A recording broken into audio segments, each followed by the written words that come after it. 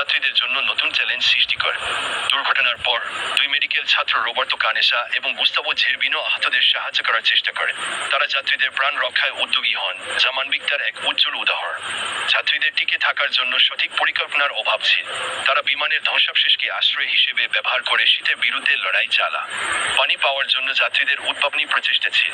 এক যাত্রী metal sheet ব্যবহার করে তুষার গলিয়ে জল সংগ্রহের একটি উপায় খুঁজে পা।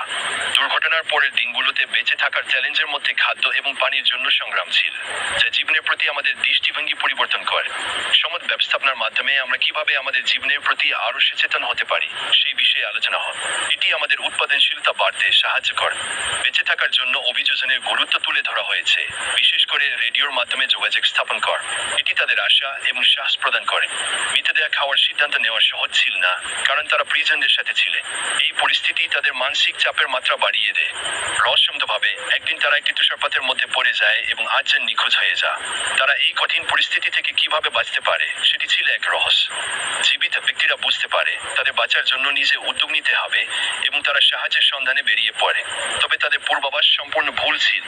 যাত্রীরা বিমান থেকে উদ্ধার করা জিনিসপত্র ও সামগ্রী নিয়ে বেঁচে থাকার চেষ্টা করে। এতে খাদ্য, পোশাক ও চিকিৎসার সামগ্রী অন্তর্ভুক্ত ছিল।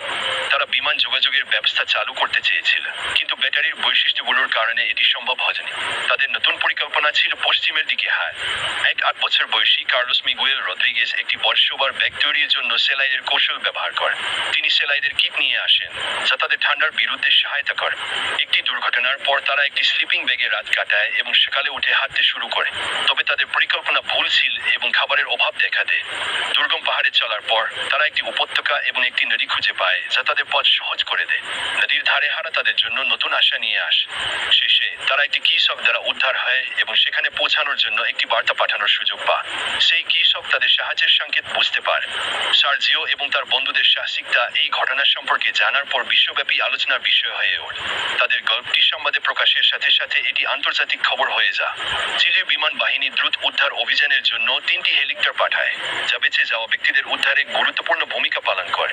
এটি একটি বাস্তব জীবনের ঘটনা, যেখানে সাহস, ধৈর্য এবং মানবিকতার মাধ্যমে অসম্ভবকে সম্ভব করা হয়েছে।